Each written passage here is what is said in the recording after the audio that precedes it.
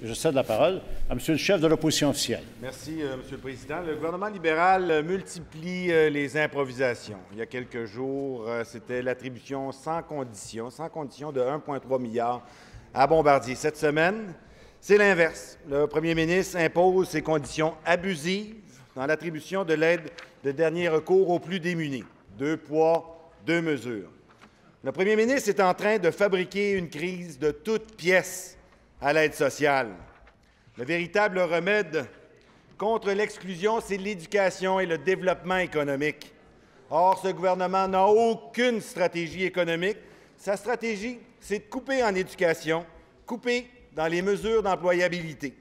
Il a déjà coupé des programmes qui visaient spécifiquement à sortir des jeunes de l'aide sociale comme alternative jeunesse. Au lieu d'imposer sa vision autoritaire, est-ce que le premier ministre devrait agir en chef d'État et rechercher le consensus en écoutant les citoyens? J'informe le premier ministre que nous déposerons une motion qui enjoint le gouvernement à tenir une consultation sur la stratégie nationale de lutte contre la pauvreté et l'exclusion sociale avant de poursuivre le cheminement du projet de loi 70. J'invite le premier ministre à tenir cette consultation, à doter le Québec d'un plan d'ensemble contre la lutte pour l'exclusion sociale. Est-ce que le premier ministre peut nous dire s'il acceptera d'appuyer cette motion? Monsieur le premier ministre. J'en serais fort surpris, Monsieur le Président. Ce qu'on va faire plutôt, c'est aller de l'avant avec ce projet de loi-là, qui va justement dans la direction du développement économique du Québec, également de la dignité des jeunes, Monsieur le Président. C'est important de le rappeler. Je suis certain que personne ici peut rester indifférent au fait, Monsieur le Président, que 60 des primo-demandeurs, des gens qui demandent pour la première fois l'aide sociale, sont des gens de moins de 30 ans aptes au travail. Personne ne peut non plus rester insensif au fait que près de 40 de ces gens qui demandent l'aide sociale pour la première fois viennent de familles elles-mêmes bénéficiant de l'aide sociale depuis des années.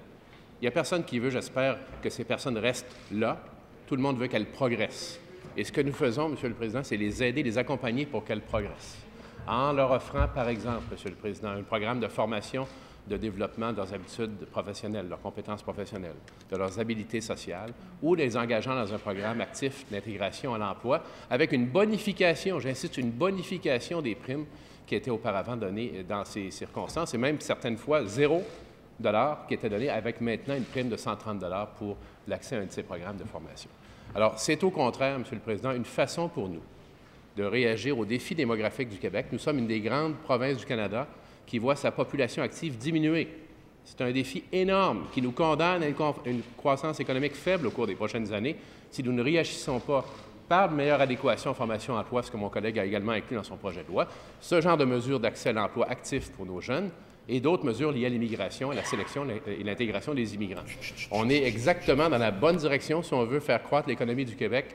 Il faut aller directement à la racine de nos problèmes. Monsieur le Président, c'est ce que nous faisons. Première complémentaire, Monsieur le chef de l'opposition. Monsieur le Président, notre premier ministre est vraiment conceptuel. Il est déconnecté de la réalité des familles. Comme député de la région du Saguenay-Lac-Saint-Jean, il doit certainement savoir que le taux de chômage est 2 fois plus élevé à Québec. Alors, en vertu des dispositions de ce projet de loi, peut-il nous dire si nous pourrons couper les prestations d'aide sociale à une mère de famille de Chicoutimi qui refusera de venir travailler à Québec? Monsieur le premier ministre. Alors, Monsieur le Président, je vais tout de suite rassurer mon collègue. Il n'est pas question de déménager personne, il est question d'accompagner les gens et d'accompagner les jeunes.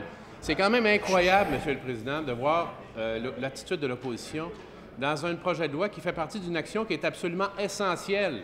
Ça fait des années que les gens disent qu'il faut qu'on s'occupe de l'équation formation-emploi. Ça fait des années que les gens disent qu'il faut qu'on s'occupe de l'intégration des jeunes en emploi. Personne n'a eu le courage de le faire jusqu'à ce que nous arrivions au gouvernement et nous allons le faire, Monsieur le Président. Deuxième complémentaire, Monsieur le député de Saint-Jean. Dignité des jeunes. C'est le gouvernement libéral qui coupe et qui a coupé des programmes d'aide et d'accompagnement pour les jeunes tels que le programme Alternative Jeunesse qui démontrait et qui a démontré les résultats. Est-ce que le ministre de la Solidarité sociale est vraiment à l'aise avec ce projet de loi-là? Est-ce qu'il est à l'aise de sortir les familles des régions? Qu'est-ce qui arrivera aux enfants dans les écoles? Ils vont aussi changer d'école? Est-ce que c'est un projet de loi du ministre de la Solidarité sociale ou c'est un ministre du président du Conseil du Trésor? Monsieur le ministre de l'Emploi. D'abord, Monsieur le Président, on va corriger des faits, là. une mère avec un enfant, elle a une contrainte temporaire et n'est pas appliquée à ce programme-là. Donc, ce cas-là est réglé. Deuxièmement, Monsieur le Président, depuis 2 jours, je les écoute, là. Leur seul objectif, là, ils nous disent ici de ne pas toucher les gens, les jeunes, ceux qui sont issus d'une famille à l'aide sociale, touchez-les pas, là. Les jeunes de 29 ans et moins qui arrivent à l'aide sociale nous disent touchez-les pas. Dans le fond, ce que vous voulez faire, vous, les péquistes, là, c'est confiner les jeunes, notre plus grande richesse, à l'aide sociale. Ça, c'est votre plan de souveraineté. Ça, c'est votre plan économique. S'il vous plaît, s'il vous plaît. Pas trop de bruit ici, là. Personne. La parole est au député de Saint-Jean pour une deuxième complémentaire. Monsieur le Président, c'est le gouvernement libéral qui a coupé le programme Alternative Jeunesse. C'est un programme qui a fait ses preuves. En ce moment, le projet de loi du ministre, c'est un projet de loi sans cœur.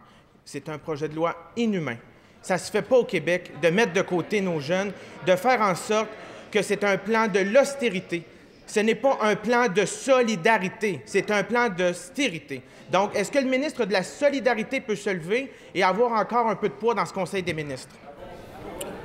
Monsieur le ministre de l'Emploi. J'en reviens pas. La question a été bien posée dans l'ordre. Je voudrais entendre la réponse ici. Monsieur le Président, être inhumain, sans cœur, c'est laisser tomber nos jeunes dans la pauvreté.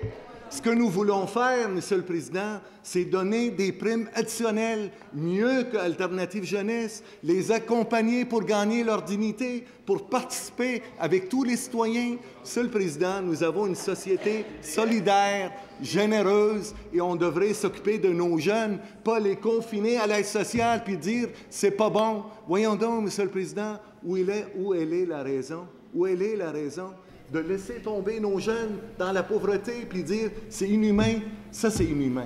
Ce qui est humain, Monsieur le Président, c'est aider tous nos jeunes à gagner leur dignité, avoir un job à la fin de la journée.